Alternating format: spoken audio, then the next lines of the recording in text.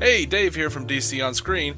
If you're following us on Facebook, you might have seen us posting artwork that has been sent to fans. This was sent to fans of DC On Screen as part of a promotion. How can you get your own artwork? Simply go over to iTunes or Stitcher and leave us good ratings or reviews. Or, bad ones if you just gotta be a dick. And then email us at dconscreen@gmail.com. Tell us who you want us to draw, who you want to draw it, Dave or Jason, and leave us an address. If you like, you can send us pictures of yourself with the drawing after we send it, and we'll post it to our Facebook page where you can tag yourself. This promotion ends March 31st, by the way, so you have to get those reviews in. Jason, do you have anything else to add? It's a little for a lot, Dave. It's a little for a lot. It is a little for a lot. We try so hard. We need your help. We're asking. Our humble offering. Humble, like pie. Anyway, man, settle back, listen to a brand new episode of DC On Screen starting right the hell now. Welcome in to DC On Screen. I am your host, David C. Robertson. This is my co-host, Jason Goss. Hello.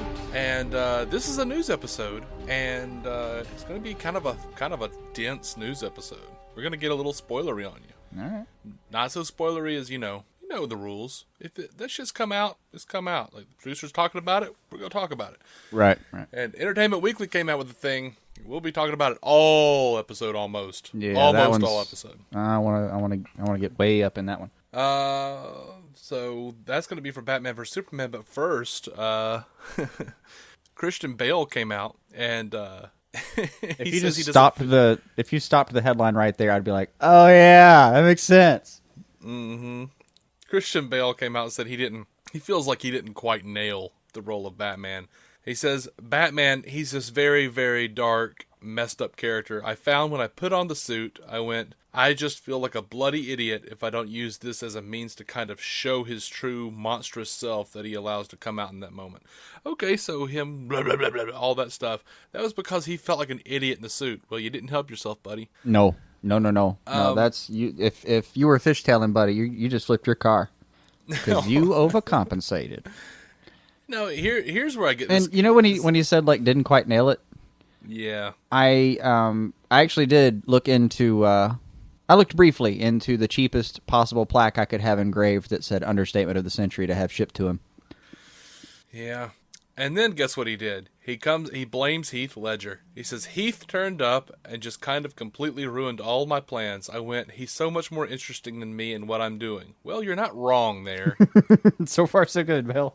But you had a whole movie to be Batman before Heath Ledger ever turned up. Right. Why are you blaming Heath Ledger now? No. You're like doing it in this like, oh, I'm trying to be complimentary. No, sir. You have just passed over into Adam West territory. It's the complisult. This is as crazy as Adam West saying he wanted to make a movie about Batman retiring in New Mexico. Right. To be his heart's desire, a rancher. A rancher. We're not fucking around about any of that, kids. Go look it up. That's not one of our fucking Argyle ambush bug rants. No, that's real shit. But what paraphrased, all he really said was like, yeah, I came to work with like an idea, and then Heath Ledger showed up and he was like all, better than me. So it kind of, I don't know. I tried. Mm-hmm. Did I just do it right? Sure. Why not? Christian Bale also did say, it's a little Valley Girl for an Irish guy, but whatever, that he's looking forward to seeing Batman vs Superman. He says that they asked him whose favorite Batman was beside himself, and he was like, well, I'm not going to say myself, but Adam West.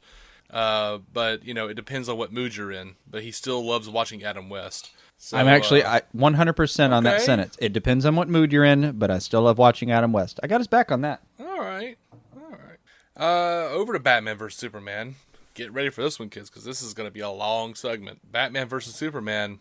Carla Gugino, who played Keylor, Keeler, whatever it's called, the little floaty robot. Right. She's going to be in Batman vs. Superman. She says you might hear her if you listen carefully. So, once again, Zack Snyder taking Carla Gugino and making her only a voice. That's kind of odd. Oh, wow. Poor thing. I'm like, no, she should have played Wonder Woman. Okay, she might be a little old for that, but it's Carla Gugino. We'll have to make do one more time. Yeah. Amazon Echo and Amazon Fire with Echo, Amazon Fire TV with Echo integration customers can apparently help solve the Wayne murders with a Batman vs Superman tie-in. It is a choose-your-own-adventure style game called The Wayne Investigation that apparently uses the Echo's personal assistant Alexa to guide players through a murder mystery. Games reportedly last 5 to 40 minutes.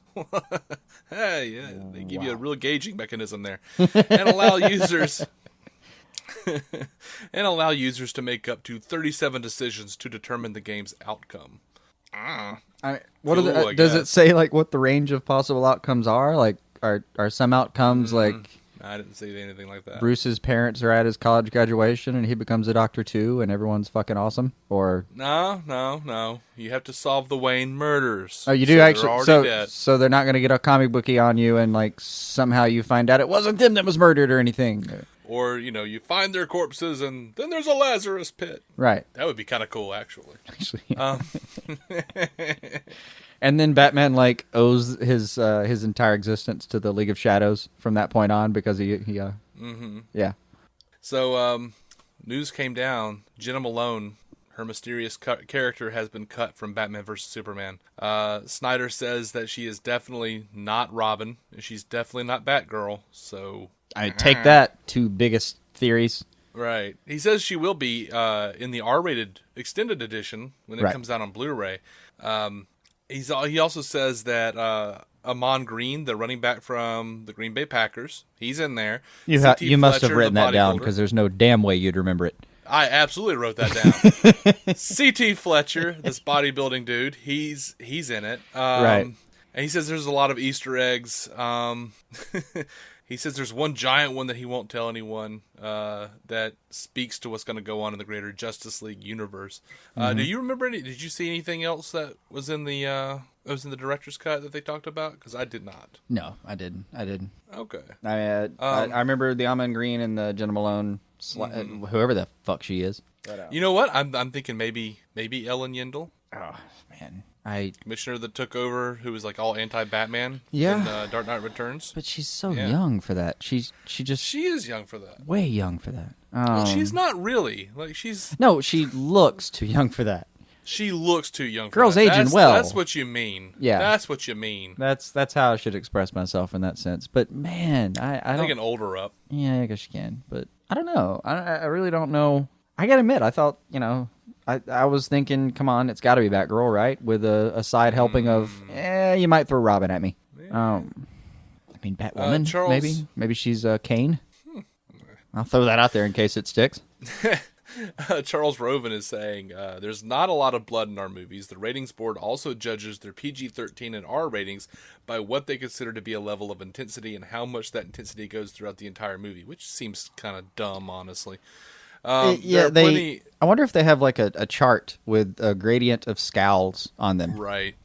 There are some pretty intense scenes in Batman v Superman, and if they went on longer and had the same level of intensity, that might cause the ratings board to shift their rating.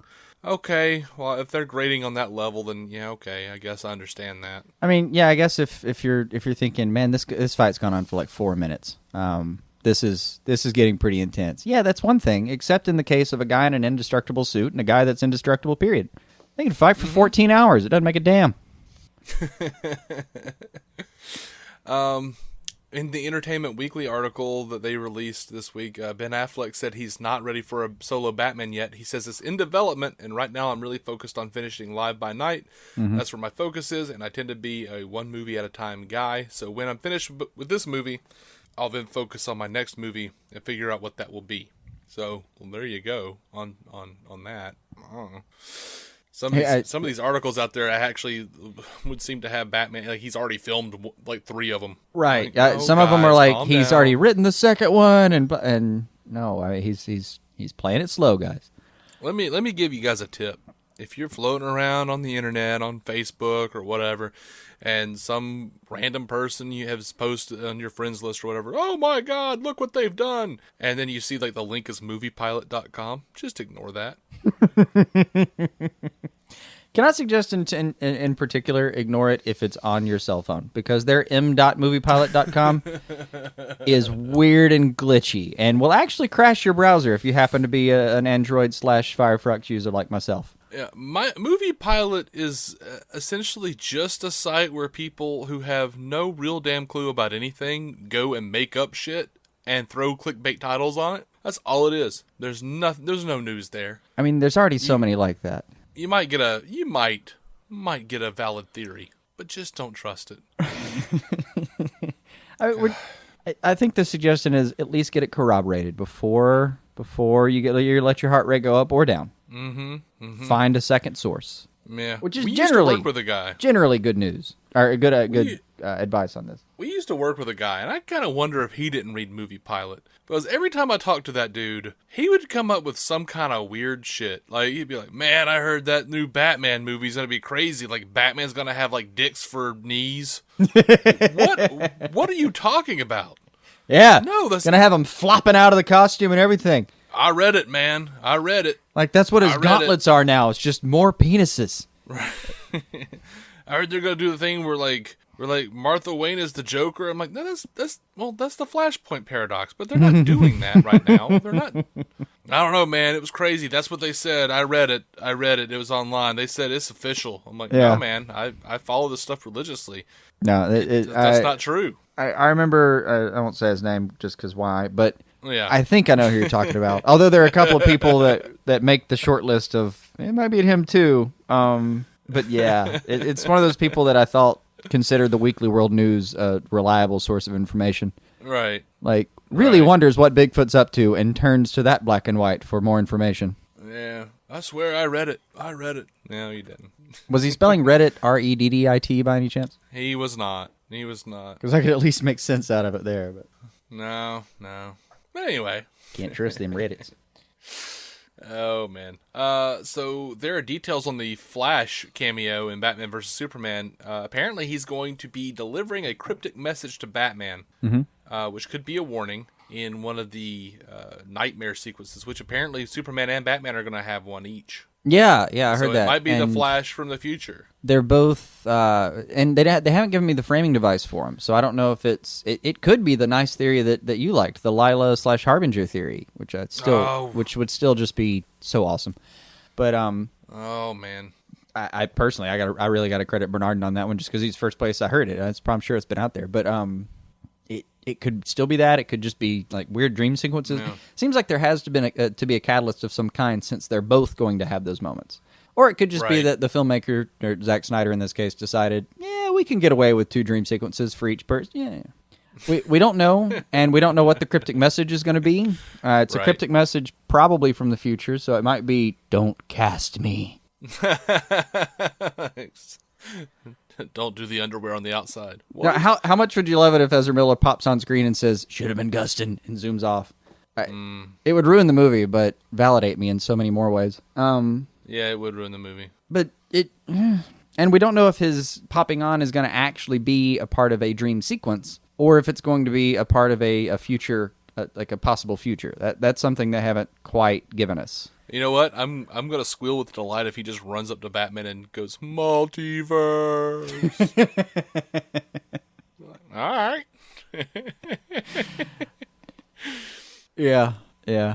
Oh, there's so many things that would thrill me and ruin me at the same time. But have you seen what these Batman versus Superman opening gross predictions are? No, what are they? Well, Warner Brothers is releasing the movie everywhere on the same day, right? Yeah. Okay, that means it's gonna be on 30,000 screens on the same day. That's pretty impressive. In United Kingdom, Brazil, Japan, Russia, and China, they're saying it's probably gonna. They're projecting it to make 300 million worldwide. Do you mean 30,000 screens, period, or 30,000 just in those nations you mentioned? I'm not sure, because I know it's like 4,000 domestic locations. Okay. And it's going to be in whatever MIAX is, 3D, 4DX. That's the one where the seats rumble back and forth. How much did you say? 30? Did you say 300 million is what they're estimating? Yeah, opening weekend. That is for the world. All right, look, it just add some digits on this. 30 million means that you're selling your tickets for like, let's say $10 a pop, just to round it out. And that also means you're going to have 100 asses in seats just during one viewing. So to get from the 30 million you're at there to the 300 million, you just need 10 viewings in that day, all at 100 asses per seat or asses per theater. That seems a little optimistic. 100 people on every viewing, because no, I mean, well, you know, that opening day, there's probably going to be what? Yeah, 15, 16. I mean, they're predicting it'll make, you know, anywhere from 120 to 150 million here opening weekend. I don't doubt that 1 second though. They're predicting it'll gross around 200 million in overseas markets. Right. So it's supposed to take at least 300 million worldwide opening weekend. And hell, if it hits 150, if it breaks 150, we're getting into top 10 territory. And I don't see why this doesn't beat, you know, Hunger Games, which, according to Box Office Mojo, are currently filling slots 9 and 10. I mean, the slots 7 and 8 above it are Dark Knight Rises and Dark Knight. I don't see why it doesn't beat one of those films. For just a second, I thought you said filling sluts 9 and 10, and I was like, wait, what? What's happening? It's slots. It's porn for OCD people is what you just described. It's a precise amount of thrusts per segment. Yeah, okay, yeah. Yeah, I don't know. If it, I kind of wish we did have a 4DX theater. That's where, like, the you know, the seats kind of move, jostle about, and they actually throw scents into the air. Like, so you can smell what's happening on the screen and stuff, I guess. Like, Batman vs. Superman is going to be the first one, this is going to be the first movie shown in 4DX in New York City. Nice. So that's the one place you can go to escape the smells of New York City. And what you're going to get for your change on that one is you're going to show up to a theater, which is this is a movie whose title might as well be Machismo. So I guess you're just going to get male body odor for like 2.5 hours. Yeah, okay, so... Combined with whatever $400 an ounce scent Jesse Eisenberg will be wearing during it. If you are looking to escape the smells of New York City, I doubt going to see Batman vs. Superman is going to help you, because you're probably still going to smell like whatever bag Ben Affleck and Henry Cavill had in their costumes so they could piss. So already you're smelling urine. Right. You get the smell of hot men in, and I mean hot like it's sweaty, and well, both. Why can't it be both? In rubber costumes. Right. So body odor and the smell of falling buildings. So that's New York City right there. Yeah, you're really selling me on this one so far. I can't wait to make that trek. Right? Man, I do. I love watching a movie that I love in a screen that big, but I just need the screen to be that big. I don't even need it to rumble. I just don't. I'm okay with the format as it is. That third dimension even. I'm okay. No thank you. Just no thank you. I mean, if I'm going to go watch a bad horror movie where a shark's going to jump out at me, maybe. Okay. That could be fun. So, also part of the Entertainment Weekly harvest of news and scoops. Are we going to dig right into that now? Wonder Woman is going to be doing some recon to find out some of Lex's secrets. Apparently, Batman is going to be doing the same thing. Bruce is going to be doing the same thing. Right. Meanwhile, the Wonder Woman stuff is going to be a mystery at the end of the movie. Yeah. Apparently, Luthor obviously has a dossier on both of them, though. And apparently a number of other metahumans, from what I understand. Oh, I'm sure. It says when she finally wields a sword in her golden lasso later in the film, Wonder Woman shows she not only deals out punishment, she can take it even after lying low for many decades. And they actually point out maybe that's an accidental metaphor now that she's finally being pulled off the shelf and put on screen. I did. That was a cute line. It was. Yeah. It is insane that this girl does not have a movie of her own by now. Yeah, it is. Jeff Johns points to her climatic battle with Doomsday, a Kryptonian Frankenstein monster created by Luthor from the remains of Michael Shannon's General Zod, is one of his favorite character moments. He says, I love her in the movie. I love when she's hit by Doomsday and she turns around and smiles like she hasn't been in a fight like this in a long, long time. He says she clearly missed it. I know. I giggled. That's exciting. I giggled. I'm sitting alone at home reading this article, and I giggled when I read that. He also like giggled a child. While he called me. I was at work, and he called me and read me that and giggled when he's... I couldn't... I went back for the double giggle. What up? Yeah. double giggle. The double. Double guilty. Right. I regret nothing. What was it? Double yes? Guilty. So That's fucking Wonder Woman, man. That phrase, so fucking Wonder Woman. So apparently, like, bleh. So yeah, they talk about the boy Wonder there, Robin, being killed in a previous story. They're not saying who he is. Mm-hmm. They specifically say nothing about the witchness of the Robin. We do not know the name of said Robin. But it says Batman is starting to wonder if he ever really saved anyone or just made things worse. He's projecting his own sense of failure, his own sense of disillusionment, his own cynicism onto Superman. That's yes. Please. I dug it so hard. Because when he's sitting there in the trailer saying if there's even a 1% chance that this guy can, then we have to take it as a real threat. Absolutely, yeah. You feel like that's just a hard-learned lesson from when he tried to do some good, and there was one chance that, a 1% chance that what he was doing could end up way backfiring, and it did. Because he hasn't really seen anything like this before. I feel like he's the closest thing that he's seen to anything like this before in a lot of ways. Now, a lot of people are freaking out about this. In talking about Green Lantern, they say Green Lantern is a incredible character. He's actually multiple incredible characters. Greg Silverman is talking here. He says there's real opportunity there. We didn't do a great job on that first Green Lantern movie, and he's not wrong. He's not playing it. He's not sugarcoating it. Because that Green Lantern movie wasn't terrible. It just wasn't great. Right. It wasn't very good. I don't even think it's as bad as Deadpool makes it sound. It's not, but Deadpool had to, exaggerate it. Oh, it was funny as all hell. It was fantastic. Yeah. But listen to this, guys. He says, this is a character who deserves to be treated in the same way that Batman and Superman and Wonder Woman are being treated now, which is with great reverence. I guess I could say to the Green Lantern fans, if they can be patient with us, I think they'll be really happy. He's saying that Charles Roven is saying that we might not see Hal Jordan, Jon Stewart, or any incarnation of Green Lantern until Justice League Part 2, maybe. He says every beat of the movie is not yet worked out, so there's the possibility that he may or may not be in Justice League 2. For now, we felt that we were introducing enough characters that the best possible place we could put Green Lantern is some introduction in Justice League 2, or barring that, a movie after. Right. People are freaking out, thinking, yelling that Green Lantern's supposed to be a founding member of the Justice League. Well, yeah, kind of, but so? I mean, I get it, but he didn't mention Alan Scott anywhere in there. And if that's what you're saying, that needs to be your argument. Do you really want Alan Scott? So why would it be Alan Scott? He wasn't in the Justice League. Founding member, well, Justice Society, but... Well, he was in Justice Society. They're two different groups. Well, I know. But once you get to Justice League, you've got several people you can choose from. And, I'll be honest, I like this approach way more. The fact that they're not trying to, shove him in there and say, no, he's got to be a founding member. Yeah, he could be or couldn't be. Fucking... Come on, man. How many versions of founding members have you seen a couple times? Especially when you got to New 52, which half of the stuff that they're pulling from these days seems like it feels New 52-ish. Right. And who cried when, it was Jon Stewart instead of Hal Jordan in the first episode of Justice League? I mean, who cares? I mean, at this point, you're talking about Green Lantern as an icon rather than a character. Right. No, Hal Jordan is a different character than Jon Stewart, and that's a different character than Kyle Rayner.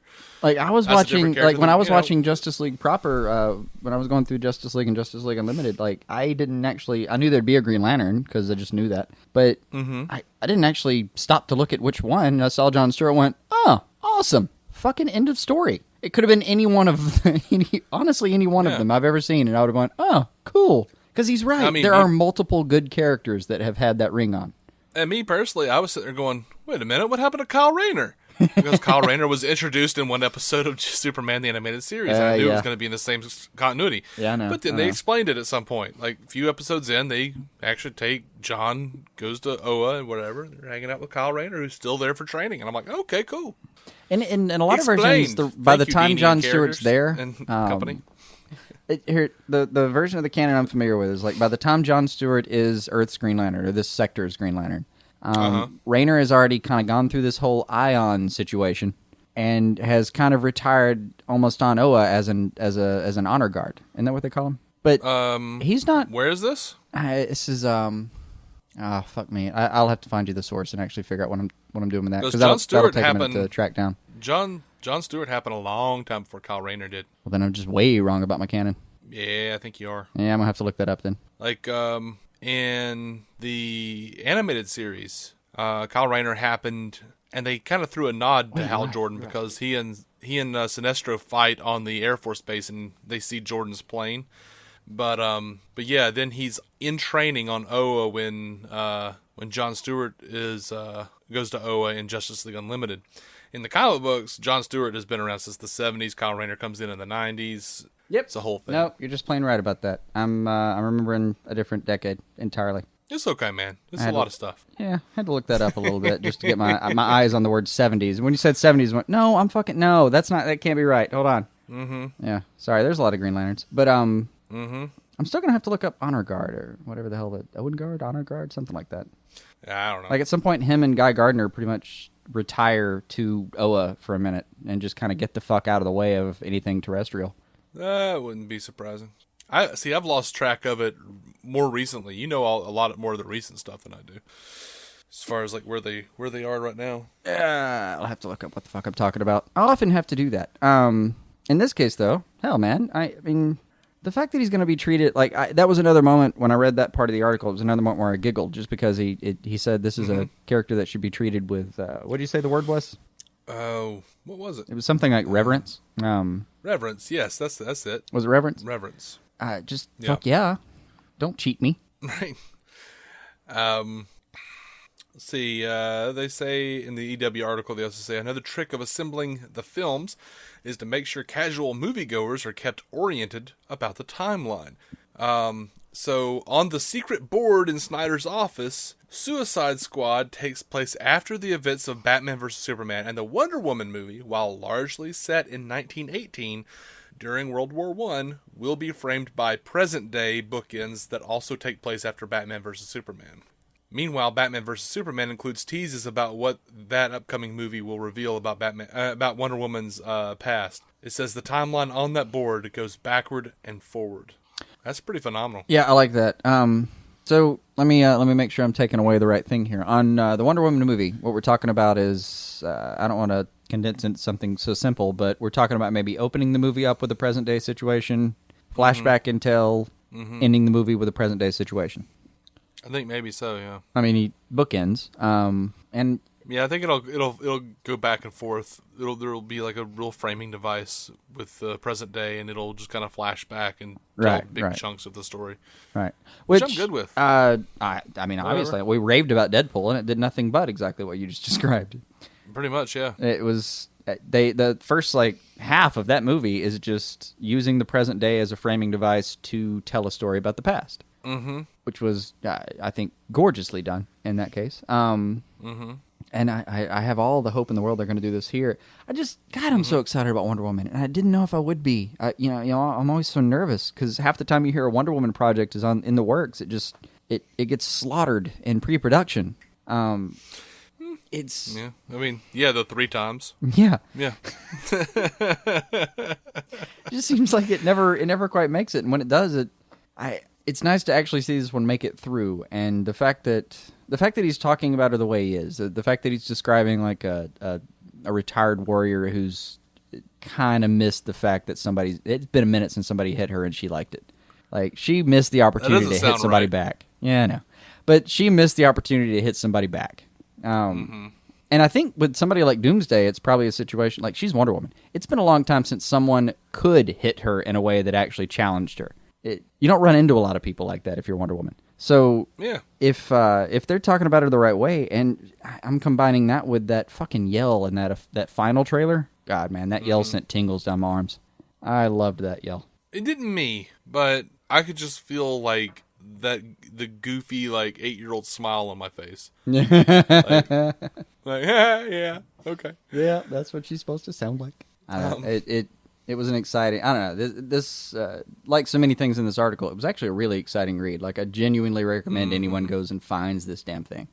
Yeah, because it's on newsstands. Yeah, it's it's one of the most exciting pieces of journalism about this movie that I've read in a very long time. which is well timed because at this point, I mean, tickets are on sale. Suddenly, this article drops. Hey, wouldn't you know it, right? Yeah, even like this article, even if like I go to the movie theater and damn it, the special effects just aren't where I wanted them to be, or damn it, the color grading is even more Man of Steel than it was before.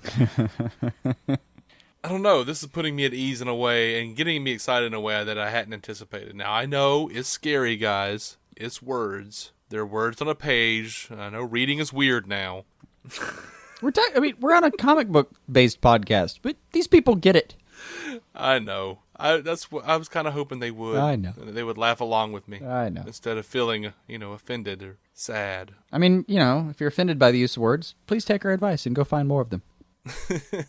They're not to be feared, I assure you. They're good things. But so Jeff Johns, after reading this, though, I got a little more excited about. No, I think they actually do have these characters. I think they actually have a good idea of the people I like, the things I like about these characters. Maybe so, man. Maybe so. I hope so. I'm just clinging to that. Jeff Johns check out this though. He says it's all world building as much as it is character building. Batman isn't just a character. He's a character within Gotham City, with all the iconography behind him and the emotional underpinning of Bruce Wayne and the fight for justice, which is a pretty dark fight when it comes to Batman. And then you have Superman, on the other hand, who has a very different world he lives in a very different way he operates, and in a very different methodology to how he protects people and why he does it. He doesn't wear a mask. He really wants to be accepted because, quite honestly, I think as a kid he never felt accepted. He never felt like he was one of us. Holy crap. Thank you. Yep. That's Superman. Yep. I can't give you the number of times I giggled while I was reading this. No, but that was one of them. And by the way, do you not think that maybe, I think as a kid he never felt accepted, he never felt like he was one of us. That's one of the things that's one of the reasons they're the world's finest. That's one of the reasons they're actual friends to me. Yeah. Is Bruce, in the best of circumstances, with both Wayne still raising him, would never have quite felt like one of the rest of the world because he was a privileged child, right. Mm-hmm. They were, and as much as Clark got the down-home treatment as far as and I've read versions of the story where Pa Kent wouldn't let him use his super speed to do farm chores. No, he wanted to teach him the work ethic of having to do things the way everyone else had to do. I liked that tweak, I really did. And yeah, they, as much as they were raised in different kind of environments, they never felt like everybody else. Right. It's one of the things I want them to bond on. Yeah. Now check this out, though. And I'm saying that to you, the audience, because Jason read this article to me. I couldn't be bothered to read. You've read it now. I have now. I just got so damn excited. I called you and was like, I have to tell you about this. Now, I want to be purposeful in what I read here. This is Zack Snyder on Batman vs. Superman. It says, the director becomes animated as he reenacts their big knockdown drag-out battle. He says, Superman doesn't have to be as much of a chess player as Batman, says Snyder. Superman has might on his side. But before the fists start flying, we see an armored Batman placing various traps in an abandoned stockyard, then walking along and driving a kryptonite spear into the ground. He paces it off, Snyder says. Then when he throws Superman, the spear is right there. So you're like, wait a minute, did he plan every bit? That's Batman. I'm just gonna do what I did when I read that. That's the sound I make when I'm making stupid child giggles. Mm-hmm. It says, knowing every move was also Snyder's job as he plotted the next 5 years worth of DC movies that would expand from BVS. He says, I pitched it to the studio like, listen, the idea is that Batman exists within the universe of Superman. And I go, guys, here's the headline. Not just if Batman exists, guess what? Wonder Woman, the whole group, Snyder says. The Flash, Cyborg, Aquaman. He says the studio's reaction was about time. Yes. Which is news to me, because I swear, we do not have that concept of the WB executives. That's not how we think about them. But we have. We've been given the evidence of that this whole time, because they were trying to get a George Miller Justice League movie off the ground, and when Chris Nolan was bitching about it, he was unhappy about it. He was like, I don't want Justice League in my Batman movies because it's not realistic. They're like, okay, we'll have a different guy playing Batman. No. But it'll undercut what I'm doing and the realism of nothing being realistic in my movie. Oh, idiot. Yeah. I know. Trust me, I feel you, man. And Warner Brothers was trying to get that shit together. Like, they were trying to do, like... There's a reason they put Superman Returns out, like, after Batman Begins. They were like, please, let's let this work. And Superman Returns didn't do as well as they wanted it to. And then Christopher Nolan was like, yeah, but you know what did? My Batman movie. So I don't want to do Justice League. Ugh. I think they've been trying to get this crap together for a while. Wait, Then they did Green Lantern, hoping that it would spark a universe. Absolutely, Warner Brothers has been down for this the entire time, or the majority of the time. I just haven't believed the they've last been, few years. The thing is, in our particular universe, like mine and yours, we don't. We're so used to hearing no multiverse, no multiverse. Well, maybe multiverse, no crossover, no crossover. Well, crossover. It always feels like they're reticent about the idea. No. It sounds like they love the idea, but they want to change it. They don't like the comic book version of the idea, which is kind of bullshit. Yeah, absolutely. They're like, well, does he have to wear a green ring? Would you prefer a blue one? I mean, yeah, blue. But blue focus groups say blue's better. Well, I love blue too, but it's not the goddamn Green Lantern ring. Wasn't there like an indigo lantern? There were all kinds of fucking... Pick a color. I can find you a fucking lantern. But this is the one we need. I mean, even, going back to, what was it, John Peters, who's like, does Superman have to wear that faggy cape or something? I'm like, dude, he's Superman. Yeah. No, John Peters eventually decided, like, well, if he's got to wear that cape, I mean, I guess we can make it... And he basically made Batman Spawn. Like, yeah, he can, like, use his cape to, like, rip people's heads off and stuff. No, just fucking stop it, John. Just fucking stop everything, including your fucking heartbeat. Moving on. Yeah. The rage is strong with Jason. The rage is strong. Trust me. Go watch the. What was the name of that documentary? Oh, I don't remember. It's the death and life of Superman, or whatever happened to the death and life. I don't know. Nah, I can find this real quick. Give me 2 seconds. Find it. The death of Superman lives. What happened? There you go. Yeah, the death of Superman lives. What happened? That man is crazy. There you go. That man is he's a crazy man. Mm-hmm. I'll move on now. Mm-hmm. I'll put my rage back in its little corner. Let me see. I'm trying to be choosy about what I talk about here because it's such a long article. Mm-hmm. I don't know. I think I'm done with the article. What do you think? I don't know. It was there's a lot to it. Hell, even if we're not done, go read it. It's a little inspiring. It is. Like it's just such a long article. I don't want to have to go over the entirety of it, but in case you do want to read it. But I think I picked out the juiciest bits. Yeah. I mean, hell, even like the first image on the damn thing is Snyder talking to them, and it really does. I'm not sure if they're just doing this, and I don't know where this is happening because the stuff around him looks half like set design and half like shit that shouldn't be there. But it looks like they're having a discussion about the scene that in every trailer I think so far there's been the scene where Superman kind of rips the doors off the Batmobile and Batman just kind of stands up, which. Oh, God, that shot is a chills moment for me every single fucking time. But even that, it's one of the like behind the scenes photos of just that. There's no part of this article that I haven't talked about an article with anywhere near this much fervor. Mm-hmm. I think I chose my time wisely. They also released a picture of Batman with his boot on Superman's throat. Like Superman's on the ground and Batman's like standing on his throat. Right. That looked pretty badass, honestly. Like it looked like Batman's like mask was all messed up. It was like the armor too. So, oh man, I'm looking forward to this.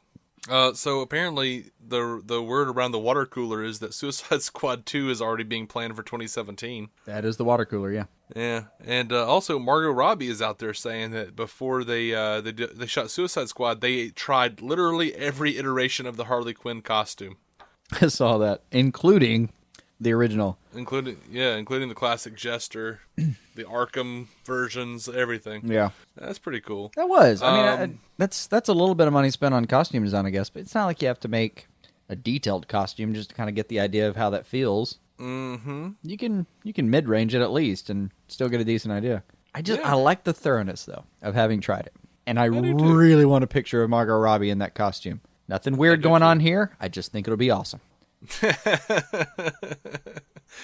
You think anyone would blame you if it was something weird, Jason? Not particularly, but I just, I'm saying nothing weird going on here. I mean, just think it'll be awesome. I would, judge you, but I'm an ass. Anyway. I'm a judgy bastard. So, big news dropped today, and I am very excited about this. The news had been, the scuttlebutt had been that, not news per se, but scuttlebutt was that Commissioner Gordon would be dead by the time Batman vs. Superman happened. Mm-hmm. Not so, apparently. It looks like J.K. Simmons has now been cast as Commissioner Gordon in Justice League. I am so excited about that. I love J.K. Simmons. You should love J.K. Simmons. He was General Eiling in Justice League, and he was. If you haven't seen Burn After Reading, go do that. But of course he's. Look at it this way: I don't even like that movie that much, and I still am thankful I watched it. Like that's how good J.K. Simmons. Yeah, because he's that good. Brad Pitt's fucking hilarious, and because most of the Coen Brothers movies are like, even if you don't like them, it's probably worth watching. Mm-hmm. I never straight up eschew them. It's just right. But J.K. Simmons, as a lot of comic book fans know, he played J. Jonah Jameson in the original Spider-Man trilogy that Sam Raimi did with Tobey Maguire. Yep.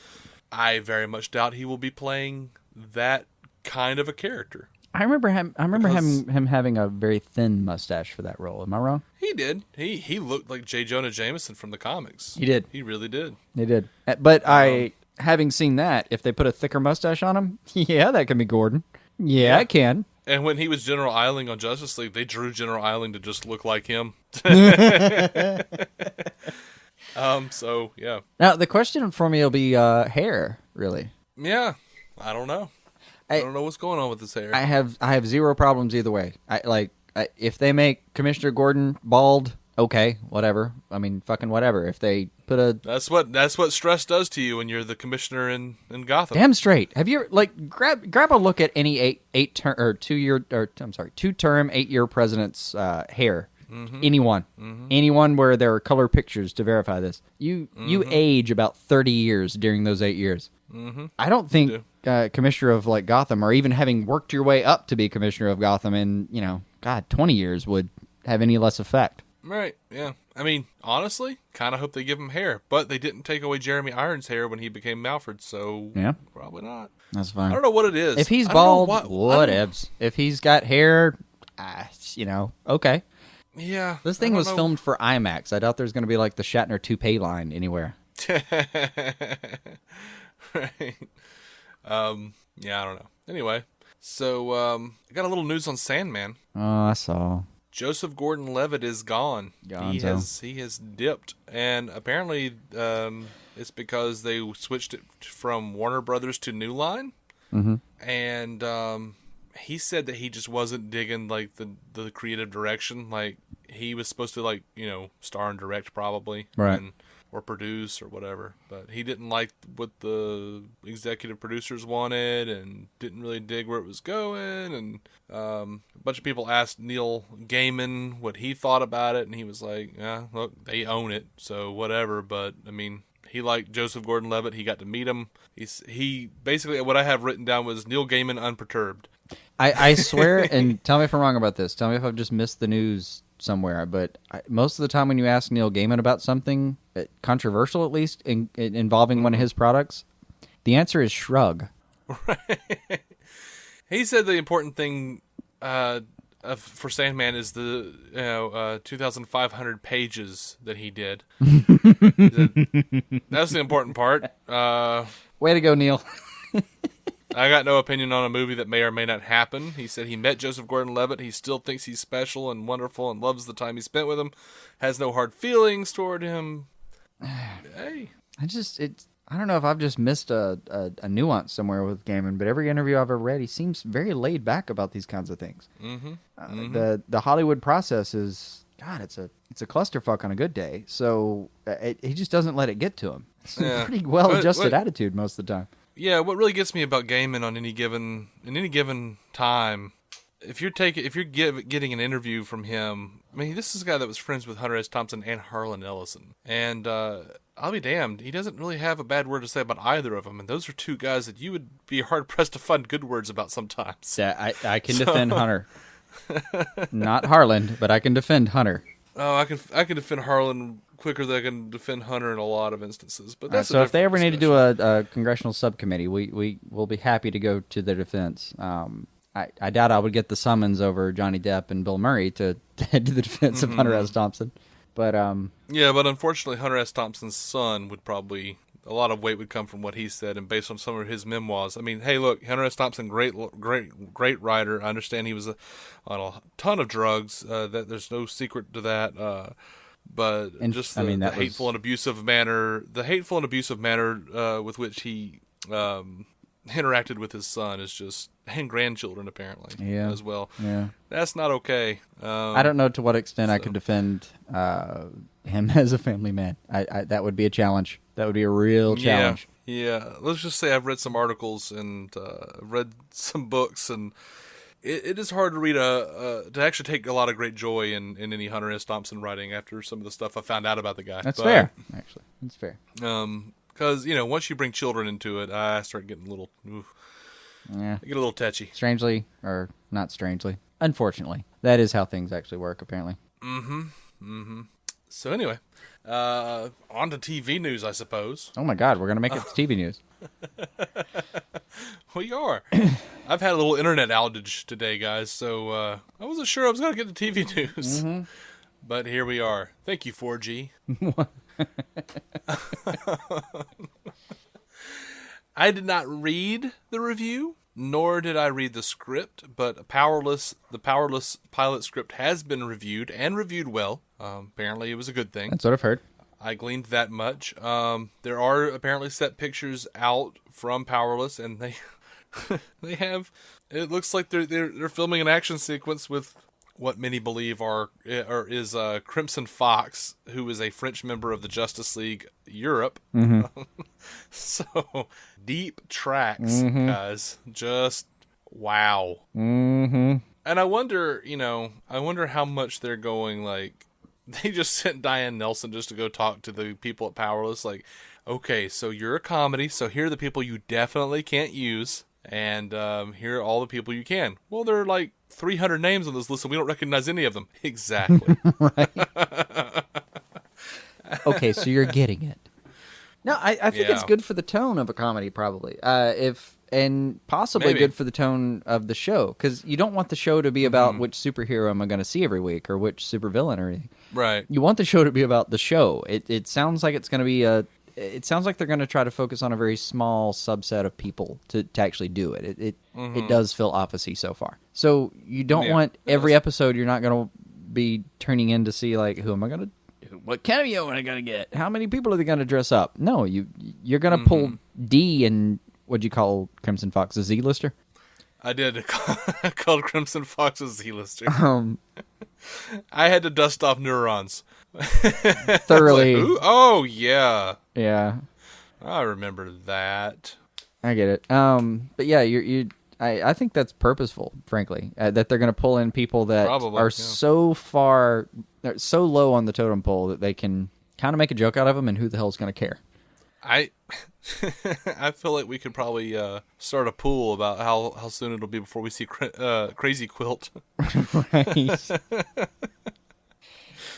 A very Snyder just killed off a pretty, I don't know, a pretty dark version of him in the Endgame thing. And I just don't, I don't think that's gonna matter in the long run. He's still going to be he is who he is. Even in killing him off and giving him a little bit of legitimacy, he's still just a person who was obviously given some legitimacy.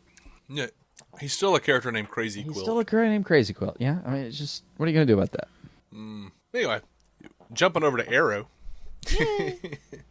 You guys will remember, or maybe you won't. Maybe you're new to the program, in which case, welcome. Hi. A couple of weeks ago, maybe last week, who knows, these weeks fly by, so Anyway, we talked about set pics for Arrow that showed Oliver and Felicity getting married. Well, it looks like they've released an episode synopsis for that episode, and apparently Cupid is back in town running around killing people who are getting married. So Oliver and Felicity, it says, are putting on a fake wedding to trap her. Mm-hmm.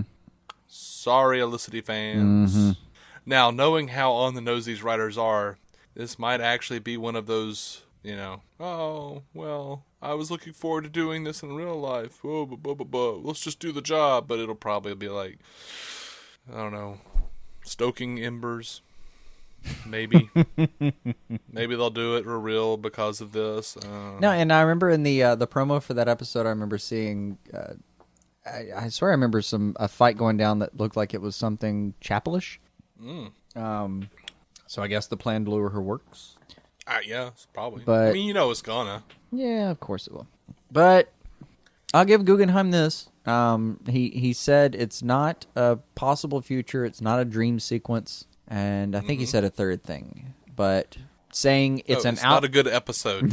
It's not a good episode. But saying it's not an outright trap perpetrated by the characters to get Cupid is... Yeah, he didn't say that. So I have called Googs a dirty damn liar on a couple of occasions. And right. This time he doesn't deserve it. He doesn't. He misled me, but he didn't lie.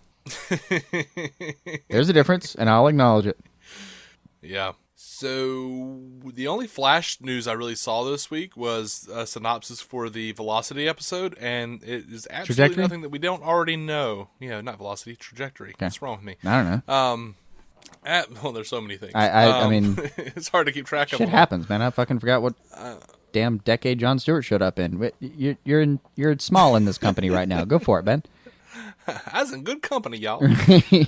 So there's a synopsis. You're still not going to get the giant fuck up of the week award. Go do what you do. Yeah. And the other thing that was in there that we didn't already know is that the gang goes out for a night on the town, which is interrupted by a trajectory. Okay, cool. Everything else we already know. There's not a whole lot there.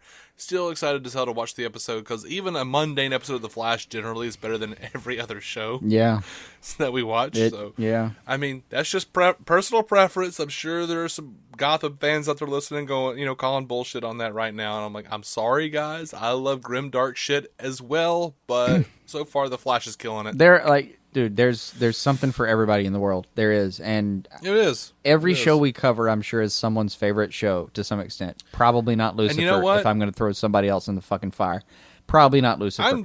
But well, he would be the one you throw in the fire. I did that on purpose. But yay!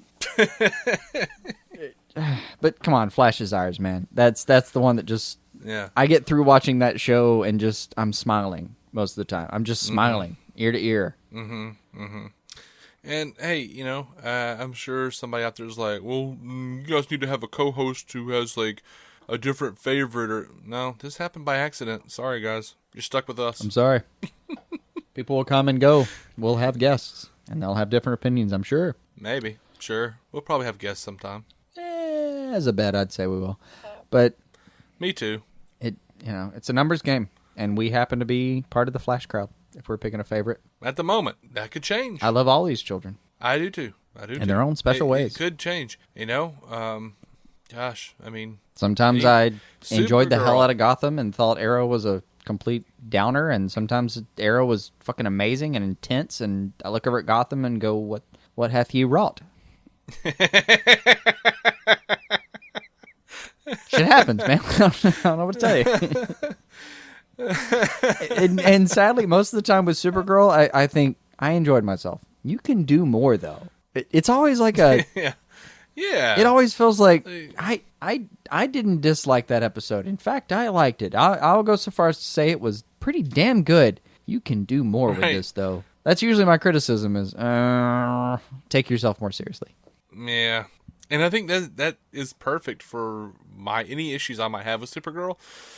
They need to take themselves more seriously. Like you don't have to be not Gotham per episode. They have a lot of like melodrama, but I would think as a season and as a series, dig in. Yeah, there needs to be a story. Right. Anyway, speaking of Supergirl, I'm very excited because the March 21st episode is called Manhunter, and will give fans first real look at Hank and his backstory. Wait, March 21st? Yeah. Hold on. So I'm not gonna worry too much about waiting on that Flash Supergirl crossover, because the week before I'm gonna get a John Jones episode. Hell yeah! Oh, you're right. You're right. I've been thinking World's Finest was. World's Finest was that week, but yeah, fucking Manhunter. Yeah. Jesus. The crossover World's Finest is going to be the 28th. Yeah, it will. It will. Yeah. And over in Gotham, Lori Petty, they've released a picture of her. She's going to be playing a character named Jerry, and she's dressed up like the Joker. And she's going to be... I haven't seen that. How do I spell Lori Petty? Oh, never mind, I found it. Lori Petty, as you might... Alrighty. Jerry, mysteriously extroverted hostess of club where patrons are fans of art and murder. She's going to be helping young Bruce in his quest to find his parents' killer. They're saying she may also be another step in the backstory of the Joker. I don't know. I'm on the fence. Let me put it this way: I do remember actually seeing these pictures now that I've seen them, especially the grainy ass one. The grainy ass one. I'm sorry. There is a high def version of the grainy ass thing I saw on my phone, but okay. Can I have exactly 0 expectations of that? Because that's my plan. That's fine. That could be really, really neat, and especially if if she kind of takes on a Joker's daughter feel to her, that could be kind of cool. But yeah. Well, based on her performances in things like, in masterpieces such as Tank Girl, I kind of don't want her anywhere on my Gotham for any long stretch of time. Hold on. I know she's on Orange is the New Black or whatever. I think I saw that, but I personally, and I apologize for how many people I'll offend, I don't like Orange is the New Black. I don't either, not what I've seen of it. Several episodes and couldn't get behind it. I'll give her credit because if that's on me, blame me, and I'll take it. I'm sorry. I'll give her the credit for this. Of the new Point Break remake, she said, quote, "That's some stupid shit right there." Okay, that's she may have my heart now. Also, and I just realized, because now I had to look it up. She was in A League of Their Own. I didn't recall her. Yeah, she was. The owner of one of my favorite phrases and one of my father's favorite phrases. There's no crying in baseball. Mm-hmm. I've always loved that one. So yeah, all right. She's got my heart a little bit there. Ooh, several episodes of House. Didn't realize that. This is me scrolling down IMDb. Right. Ooh, I didn't catch this. Superman. Yeah, Superman the Animated Series. Voice of Livewire. Oh, yeah. Fuck, we would have been remiss to forget about that. I'd forgotten about it, but yeah, I would have been remiss. I was remiss. I mean, shit. And as late as 1986, a Twilight Zone episode. Come on. I can't hate on her. She was in any given Twilight Zone episode. Mm-hmm. That's a good thing. Look, I like, what's her face? Laura Prepon as well. I liked her on that 70s show, but I liked her in a couple of things I've seen. But Orange is the New Black, man, the dialogue is just shit. I haven't seen anything. I haven't actually watched it. I think I actually just walked in while you and your fiance were watching it one day. I went, I moved away. No, I probably politely moved to the kitchen and discussed that was a bad show, right? Yeah, like that was bad? You saw that too? Okay, cool. Yeah. I believe I walked through, kind of stopped and gave a look, and you noticed the look and walked into the writer's room with me, and I went, that's bad. You're like, yeah. Yep. I know. Because that's how we did. Apologies to Orange is the New Black viewers, but not digging it. Just not. Hey, I don't have to watch anything with bad dialogue unless it has a cape involved. A cape, or as you pointed out to me on several occasions when I've used that phrase, a any kind of thing. Yeah. That said, what's up, Arrow? What up? Domino masks included. I'm looking at all y'all captains of exposition over there. Cape is a shorthand for us. Mm-hmm. I'm just making fun of Arrow for having bad dialogue. I don't know. I know. Me too. I don't want to. It often does. Although, there was a time on Arrow. I just got through on the on Legend of Tomorrow. I just finished bashing the dialogue on that one, so I don't know what to do, man. Yeah, I mean, hey, there was a time on Arrow when it wasn't like that. Things moved. Everyone, spoke Season like 1. people or closer to people instead of speaking like exposition machines. Right. Those days are over now. I don't understand why. They're not completely over. That's overstating it. That's probably overstating it, but I know the place you're coming from. It's a place of hurt. I know. And by the way, this is something that's confused the hell out of me. And for anyone who wants to, I swear, please tell us. There are people that think Arrow Season 2 is the highlight. And I'll say Dave as a we, think that is the low point. Yeah, absolutely. I think the worst Arrow has ever been is Season 2. I mean, Season 3 was a giant uptick for me. It was, and a lot of people out there saying that Season 3 was way worse than Season 2. Yeah. And apparently, I mean, I don't get it, man. I don't get it. I know, like that's how fun humans are, and how crazy the whole fucking world is black is white and white is black to a lot of people. This is how we feel. I'm always okay with another opinion. I would love to know if someone's favorite season of Arrow was Season 2. I would write us an entire diatribe about why that's the case. I will go back and watch it if it's compelling enough. I'll watch the entire damn season, and I've sworn never to do that because my heart can't handle it. Because I'm going to get all Captain Lance on your ass if that happens. But I'll do it. If there are compelling enough reasons to do it, I'll go back and figure out, what did I miss? But I'd like to know what I missed, because there are enough people that disagree with me, disagree with us entirely about the subject matter, that I want to know if it was me, if I just framed it incorrectly when I was perceiving it. I'm curious. Yeah, I'm curious myself. I've even considered going back and watching it, but then thought, no. No, I can't. I need a push. I'm saying I need a push. Well, it Matt Carroll of the Marvel Cinematic Universe podcast has often said over the years that when I binge watch a show, I seem to like it a lot more than when I watch it from week to week. Okay. And that might be true to some degree. Maybe I do just like to, zip through all the story and stuff. There are giant pacing differences between those two, methods, but I binge watched Arrow Season 1 and then had to watch Season 2 week to week with you. Yeah. And have binge watched, but that's the thing though. I've binge watched just Season 1. I watched everything else week to week, including Season 3 and Season 4, which I feel are better than Season 2. So that's where you're saying, the data is still accurate. I still thought Season 2 was bad compared to 3 and 4. Yeah. Yeah. But in the first few episodes of The Flash, I was just underwhelmed by. I watched all of those week to week, and now this is my favorite show out of all of them. So, yeah. I don't know. Guys, help us out. Let us know why Arrow Season 2 sucked. Or was great. Great. Why it was great. Or no, whatever, if anyone wants to just jump in the boat with us, go for it. But yeah, whatever. I mean, I prefer you guys to agree with us because I want you guys to be right. But importantly, I want to understand other people's viewpoints on this. So feel free to let us know if we're wrong or if you think we're wrong. Yeah.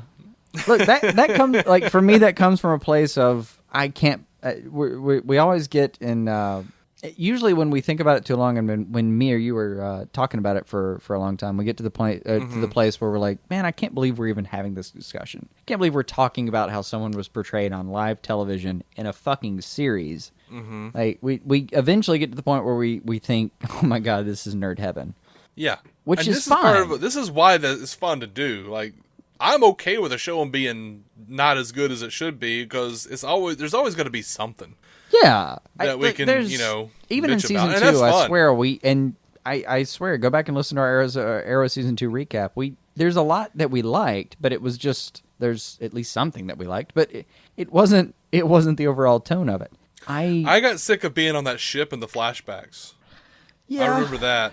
Yeah. And I remember pretty heartily being sick of, I'm sorry, I know everyone's going to be mad at me, I got really sick of Manu Bennett running around screaming about Shadow. I just did. I know. I got real tired of that. And And the other thing that I really remember it became very well, do something about it kind of thing. And don't get me wrong, they ended the season by doing something about it, and that counts. Absolutely. Yeah. It's just pacing. It's But, always going to be pacing because that's how anything works. I hated Brother Blood. I hate that actor. I can't stand to look at him. I can't. It's one of those chemical reactions that Jason talks about. It's chemical reaction. Whenever I see his face, I'm just undefinable, like, unjustifiable. I hate. see him, and I'm like, that's not a person. That's Nope. Humans aren't supposed to look like that. Nope. I don't know. That's a doppelganger. That's a Stepford husband, I guess in this case. No, you know what? I think it actually might be the opposite way. Like, Brother Blood was so boring to me that now whenever I see that guy, I just have a chemical reaction against him. Had you met him before that? No, I've never seen him before. Oh, okay. See, I'd seen him in True Blood before that, and he did a really good job. Yeah, I didn't like what he did with his character, but he did a good job. Right. I never said he didn't do a good job, but Brother Blood as a character was boring. It's like, oh, now I'm going to have another meeting with Laurel. Oh, now we're going to start dating, and she doesn't know. Yeah. Yeah. It's tiresome. Now I'm going to run for, was it Alderman? I thought it was Mayor. Was it Mayor? Because didn't they do a whole thing where they called him Mayor Blood? Oh, maybe. Shit. I don't know. But anyway, yeah, I thought he won the mayoral. This whole show is about mayors. What the hell is wrong with Arrow? No one will run the city. The entire show right now should be about who the hell is running this damn city. So anyway, like, no one's picking up garbage. No one's. The only one who's picking up garbage is Quentin, trying to see if anyone left any liquor in a bottle. The true heroes of this show at this point are the civil servants, dutifully doing their job, hoping that people will get their shit together. Because A, they might get killed for any given reason, especially if you work at a waterworks installment of any kind. Because God knows someone's going to want to poison the water at some point. Or hell, even if you work at the garbage water hole. Right. It's a risk. Those are the heroes. Those are right now the heroes of Star City 2016. Right. Yeah, like the other big thing that I keep remembering about season 2, oh my gosh, the Mirakuru bullshit with Roy. I remember that now. That was awful. I got tired of that real quick. I did. But like this the only thing I liked army was the only thing I liked about the Mirakuru with Roy thing was the aftermath where he was still giving money to the family of the cop. That was cool. Yeah, that was season 3 though. I know, but that's kind of my point. But you know, like the last 2 or 3 episodes, they okay, we're finally gonna show you this massive army that Deathstroke has built up, and it's 12 dudes. Right. Right. And apparently the 12 dudes, we were clearly meant to believe that there were way more. Little tip, guys, don't shoot all 12 guys in a tiny enclosed area and then try to act like they're all over the city. No, right. we saw. Digitally do some other guys. Just rinse and repeat. Also, and hopefully, the same 12 scary guys can come clean out the entire police station, I guess, except they can't kill the one guy in charge of the police station. Right. Because Lance, heart condition and all, I suppose, walked out of there just fine. Right. Hopefully there's some producer sitting over here, somewhere, listening to our commentary, and as Mr. Meeseeks would say, going, ooh, can do. If you don't know what that is, Rick and Morty, go check that out. Right. It's a brilliant show. God, it is. It's a brilliant show. You won't hear us bitching about that show like we do some of these, but yeah, I don't know. Season 2, if you guys please write in and tell us what was so great about season 2. Maybe we'll agree. Maybe we won't. Maybe we'll turn ourselves around because by God, we do that sometimes. Dude, there are very few things in the face of evidence. I always cow. Always. If you give me enough evidence against something, I mean, there are just so few things in my life that I just will say, no, I don't care. I don't care what you show me. And my opinions about these shows don't fall into that group of the so few things. You tell me what I missed, and I'll go back and look. Right. My hope for this show is that we can really form a community here. If you guys have an issue with something we've said, let us know. And, hey, I want to like the show more. Sure. I want to remember season 2 more fondly. It's kind of difficult right now. I'm remembering a lot of bad things. Right. Help. Help. Yeah. Help. Yeah, I understand. I really do. I don't have any more news. I was about to ask, like, how are we doing on news there? Did we just get sidetracked with Arrow, or? No, I'm done. I didn't see. I'd go into a little fan feedback, but we don't really have much or any, really. I mean, we talked. I talked about like most. Yeah, it's been a light week on fan feedback. So yeah. I'm just kind of here. That's why we're saying, please tell us what was wrong with season, or what was good about season 2 of Arrow. Inciting more. Although, can I say one thing about news that I ran across? Sure. Did I miss something? No, God, no. It was one version of a headline. Okay. Was there's supposed to be something in BVS that is going to be kind of a. The quote has been, "Fans will have to debate whether it was, blah blah blah blah blah," and that's supposed to be the idea. And I'm sure it's the fucking paratroopers, not paratroopers. Anyway, I'm sure it's the parademons. I'm sure it's the that nightmare scene. sequences. Yeah, I'm sure that's what's happening. And and we'll have to debate like, oh, I don't know if this was real, and will we? According to some quotations. According to clickbait. No, the actual. Let me find you the quote. Was it? Hey, shit, wasn't it? It was. What was it, Snyder? I think it was Snyder. Fans will have to debate whether it was really a dream. Okay, fine. That's fine. Mm-hmm. And the reason I don't have a problem with this is because we know it's part of a canon, and we know there's more information coming. So that doesn't bother me. But I swear, just looking at one of the headlines this week, I saw Batman v Superman will have an Inception-esque scene. Ugh. And my heart sank and my brain ran wild with just anger and fury and rage and confusion. I don't like that kind of ending. I never have. I don't know that I will at any given point. I want, as part of a narrative, I want something to have a beginning, a premise, a conflict, and a resolution. Mm-hmm. That's what I want out of a movie. I want you to tell me a story, and a story has a resolution. So leaving parts of things up to the viewer, awesome. And that there's a lot of subtlety and nuance, and that's amazing. That's good storytelling sometimes. But leaving like the gigantic fucking flopping dick on the table of, did the movie ever happen? Dude, fuck yourself. Take that giant flopping dick and shove it somewhere. I don't. No, I'm not interested in that one. And I'm part of a percentage. There are other people that like that movie ending more, or that TV ending more, or something, and fine. But no, I want you to tell me the story. So I wasn't. There was about 2.5 seconds where I freaked out and went, no, and then thought about it for a second and went, okay, no. This is happening as part of a timeline.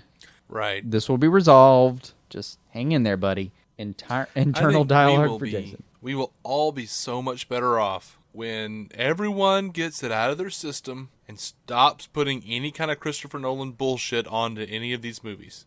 I generally do. I know Christopher Nolan did the Batman movies. I know he did Inception. I know this is a Batman. There's a dream in a Batman movie. Okay, that doesn't mean it's an Inception thing. No. Go away, Christopher Nolan. Was it him or Goyer that did Memento? I think Memento was him and his brother, Jonathan Goyer, which Jonathan actually did write some of one of the Batman movies, I think. Oh God, I think a couple actually. Yeah. So, but I know Goyer both of them were Batman involved movies, at least in the process. I can't remember to what extent and who got credits for what, but yeah, I don't think Goyer did Memento. But yeah, was that a Nolan thing? Was what a Nolan thing? Hold on. Memento? No, I'm curious about something. Hold on. Give me 2 seconds. 2 seconds is all it'll take. And now we shall allot Jason 2 seconds for mystery content. Mm-hmm. For discovering that it was in fact Christopher, and writers, Jonathan and Christopher Nolan. On Memento? Yeah, and I consider. Yeah. I swear, out of the Nolan canon, Memento was based on a short story. It was based on a short story that Jonathan wrote. Sure, that's fine. I really didn't mind that story. I even liked The Prestige. I kind of enjoyed the movie. I never saw it, and probably am not going to see it based on how many Christopher Nolan movies I have disliked. That's fine. I at this point post Dark Knight Rises, I got nothing. I can't send you one way or the other. But I did. I actually liked Memento, Prestige. I did enjoy Dark Knight. Yeah, I enjoyed the fuck out of that movie. Mm-hmm. But the shit got weird on me. And if Interstellar was better than I've heard, please tell me. But I haven't gotten around to seeing it. I was about to say, I really wanted to see Interstellar until, I started noticing all these like jokes online about bookcases and stuff, and then it turned out that there's some kind of weird, very Inception ending. Like, what the hell did that mean? Ending on Interstellar, and I was like, I'm out, guys. I'm out. I got nothing else. If you want me to see a movie, don't tell me that Christopher Nolan had anything to do with it. I'm out. Yeah, if anyone had problems with our the Nolan trilogy reviews, I just that's a huge part of the root of it. We don't like his approach to filmmaking in general, or to writing in general. Like the fact that he's willing to leave an ending open like that. Like even in The Dark Knight Rises, I have no reason to think that just Alfred didn't, decide to be delusional. Yeah. And having watched the rest of his films, I don't know that the film has a fucking ending. My favorite version my favorite version in my head of Dark Knight Rises ending is that Alfred was delusional. Bruce is not alive, even though Christopher Nolan says he is. Sure. Nope, he's not. He died. And about 15 minutes into Joseph Gordon-Levitt, who's had no training whatsoever. Sure. About 15 minutes into him putting on the Batman suit, in fact, in the middle of trying to put on the Batman suit, he actually accidentally stabs himself and dies with a gauntlet. He just wanted to clumsily fuck up the act of putting on the suit, bleed out in the middle of that cave, and call it a day. Yeah, and as he's bleeding out into that waterfall, he ekes out a meager, but he gave me the look. Like, I swear the most interesting version I can think of is Alfred comes back because he gets some sort of sensor on a watch some damn where while he's at, I guess, an Italian cafe that he and Bruce had previous cognition about. Yeah. Flies back immediately, tries to help him get the suit on, gets some cuts on his face, realizes the entire thing's been a goddamn joke, and becomes like the Joker's grandfather.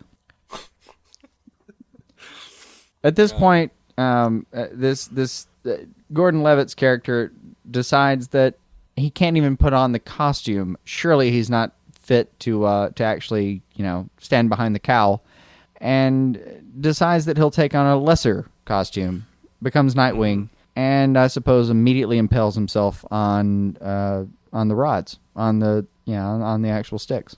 Mm-hmm. I'm betting on clumsiness at this point. Right after Dark Knight Rises came out, the internet was all lit up, all afire over, they're gonna do Justice League, and they're gonna put Joseph Gordon-Levitt in as Batman, and he's like, on what basis? There's nothing. How is he gonna be in a Justice League? He has no training. Of course, in a Nolan universe, that would fly because Nolan. But I mean, I'll give him this. Like, Batman went through extensive training before he became, like, he was an assassin, a proper League of Assassin, and apparently a great one. I'll give him the training aspect, but come on. GGL? Hey, he's got nothing. Yeah, I mean, Bruce went through several years in of my training particular before county, he was Batman it takes for about 8 weeks to be a cop. There's an 8-week boot camp. That's it. That's not enough to be Batman. Nope. Just nope. Anyway. I think we've given them ample reasons as to why we hate The Dark Knight Rises, or whatever it was called. Whatever that crap was called. Damn movie that's forever ruined the initials TDKR. You type that into Google, all you get is Dark Knight Rises crap. Right. That's the salient point for me is, no, you should not have replaced that title. Right? I said this on one of the episodes. I'm going to go back and read that just like next week. I'm still finishing Kingdom Come because, it's bedtime reading. You got 15 pages, 20 pages or so before you fall asleep once you head to bed. But yeah, that one's next. Well, I don't read before I go to bed. It makes me get up and write. I can't have that kind of stimulus. I've got or stimulation. I got to turn out all the lights.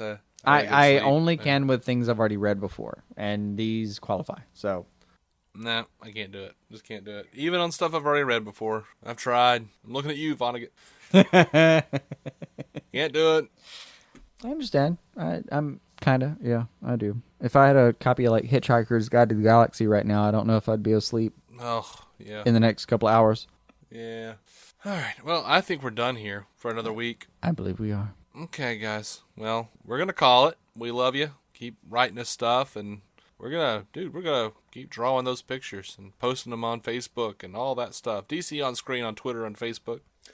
DCOnscreen.com is the website where you can find every episode and even some video. We've got a video up. Gotta help us all. I know. There's even footage. There's even footage of me making fun of action figures in a Toys R Us. There you go. Surely, it's got graphics and everything. Surely no one can condemn that. Right. Well, they could, but they'd be wrong. I think we've covered that angle. Wrong! Sorry. We are on iTunes and Stitcher. If you'd like a similar podcast about the Marvel Cinematic Universe, go check out our friends Matt Carroll and Jeff Randall, MCUcast.com. They're with you guys every week for all your Marvel needs. I don't know why, but that sounds dirty. We're a part of the Giant Size Team Up Network. The Marvel needs are PG-13 cleared, man. Aren't those PG-13 movies? I think but I think anything with needs, any kind of needs, sounds dirty somehow. Sure. I don't know. Get all your Marvel needs here. All your Marvel needs. Oh man, I want a reboot of the Red Shoe Diaries with Wentworth Miller narrating. It would. I listen to a lot of audiobooks, and it would at least double the length of the audiobooks that I listen to. Mm-hmm. But I would take Wentworth Miller narrating them in a fucking heartbeat. Mm-hmm. Well, he says a lot of words really quickly, and then that last couple of words real slowly. So I think it'll equal out. It'll be like, once upon a time. Yeah, it always sounds like, and I'm going to make a fake sentence here. The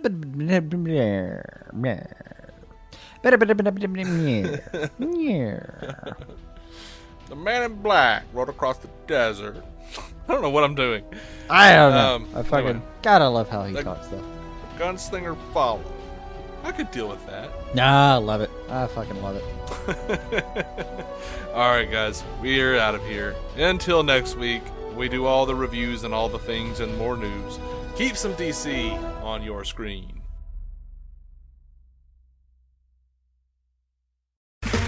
Okay, round two. Name something that's not boring. A laundry? Ooh, a book club. Computer solitaire, huh? Sorry, we were looking for Chumba Casino.